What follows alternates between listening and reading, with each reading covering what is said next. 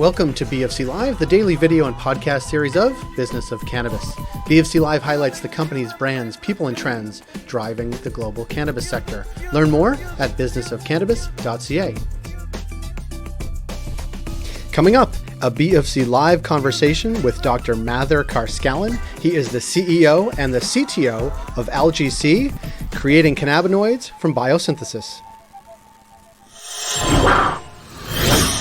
Mather Carscallen, thanks for being here. Yeah, thanks very much, Jay. Did I do that right? You did. Good. You nailed it on the first try. We don't Good. need to do this over. In my head, I've been practicing.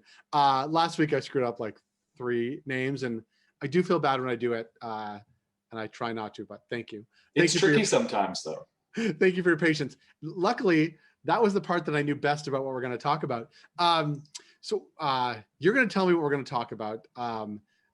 But so we sometimes talk about APIs and technology, but APIs, active pharmaceutical ingredients, you're going to tell me what those are, what you make, and what they're for. Can you give me a little once over? Yeah, absolutely. So Algae-C is essentially a one-stop shop for plant-based APIs, right? So if there's a molecule that is derived from a plant that has efficacy for any pharmaceutical application or therapeutic application, that's what we produce.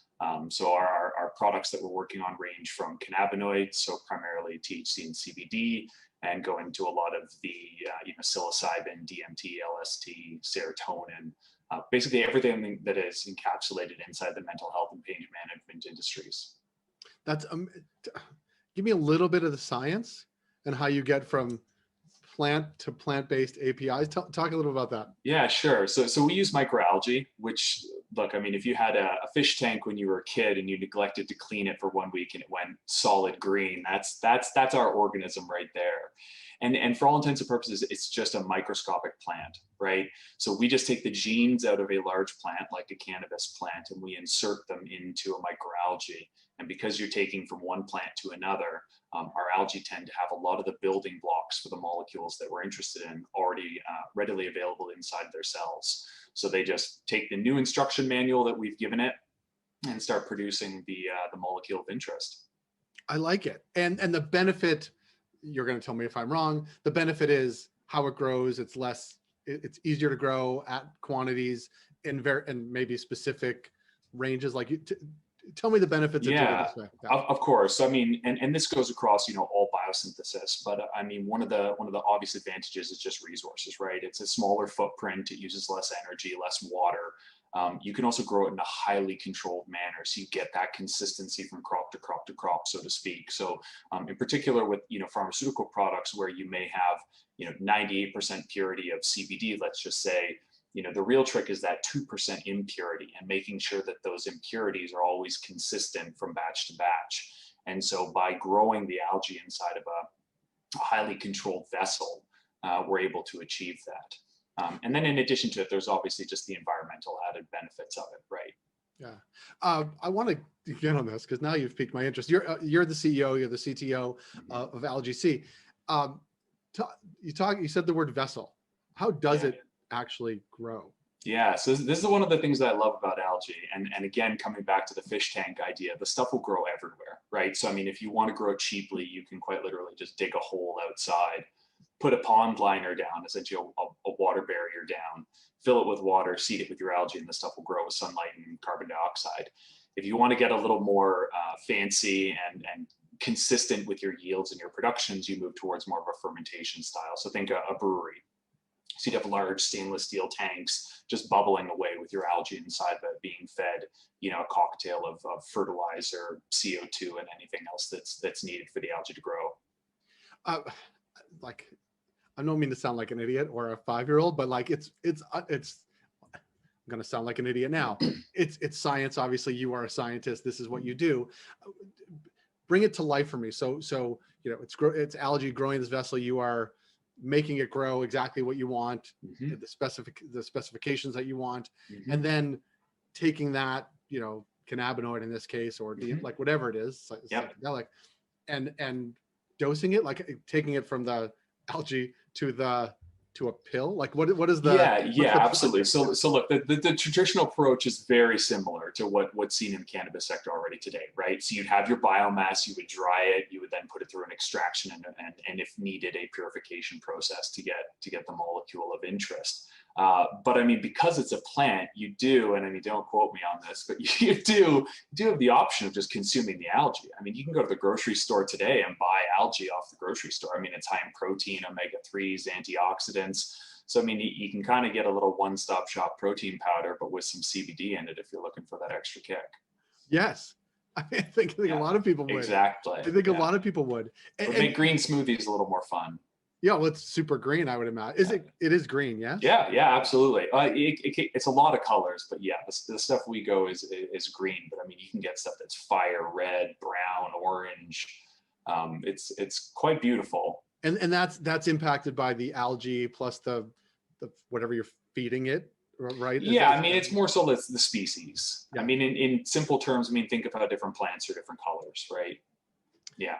And where do you, like, physically, where are you? Like, where do you? Yeah, so I'm based out of Halifax, so in Okay. Nova Scotia, but most of our research is out of Quebec, and then our main office is in Toronto. I mean, I'm lucky. I don't have kids, so I'm wherever I need to be for the company, right? Well, Halifax is you said Halifax. That's the right place to be for the past Absolutely. year, I think, as long as you don't want to have visitors. No, correct. Yeah, no, it's been I feel bad saying it, but it's been pretty easy going out here. I mean, we had a pretty normal 2019. I mean, obviously social distancing and keeping crowds to a minimum, but I mean, you can go out to restaurants, you can go out to bars, you can have parties here as long as they're below a certain number of people. I think we only have like 2 active cases in the province right now.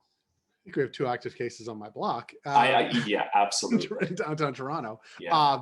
So this is take the cannabis part out of this, and that's obviously why we're talking about the cannabinoid part. Like in other realms, like this is how pharmaceuticals have been made. This is how other sort of sectors are doing some very specific things. Is that sort of the? So historically, a good number of molecules have been produced through biosynthesis, typically using yeast and bacteria. And one of the main barriers is just algae are a more complex organism, right? They're more evolved than a yeast or bacteria, which is a good thing and a bad thing, right? It's a bad thing because, a complex organism is hard to genetically modify. The good thing is that it keeps people away from us, right? So it's a barrier to entry for other people being, I'm just going to go start genetically modifying algae. And I think that as the world starts getting more and more into plant-based APIs and the efficacy of different molecules is both discovered and then refined and improved upon, there's just going to be a need for this type of production system because growing large-scale plants is just not an economical or a feasible option for a lot of organizations and locations. Especially in the pharmaceutical realm, Exactly. Right, where you want it to be hyper specific, exactly, and dosed appropriately, as opposed to like obviously you're always going to need a huge grow, indoor, outdoor, greenhouse, whatever, if you want to smoke a beautiful bud. That's Absolutely. not what we're talking about here. No, we're not. Yeah, so we're not looking to compete with the buds. I mean, there'll always be the purist industry. And there's a time and a place for that, and that's why we're sticking more to the therapeutics and the pharmaceutical side of things. Yeah, well, this has been fascinating. I hope we can. I'd love to see it one day. When people are seeing each other, that'll be the time. But it is interesting, and in a couple of different aspects. One, other industries have done this, are doing this, right? Mm-hmm. Two, to me, it's groundbreaking. To you, it's what you do. Like, so it's actually relatively new. 3, I think it's just always interesting to see, as this industry on the cannabis side develops and evolves, how are we going to develop and evolve into a worldwide industry, taking the best practices from other sectors, understanding that there is sort of a recreational side, there's a therapeutic side, there's a medical side, and how we sort of evolve on all those fronts is fascinating. Absolutely. Yeah, totally agree. Yeah. Well, Mather, I really appreciate the time. Maybe one day we'll be allowed back in Halifax, and we'll come and say hello. We'll be waiting with our little bag of green powder for you. I love it. This sounds great. Thank you for your time. We'll connect with you down the road, and we look forward to linking people to exactly what you're talking about so they can see for themselves. Thanks very much, Jay. Great. Thanks. Cheers.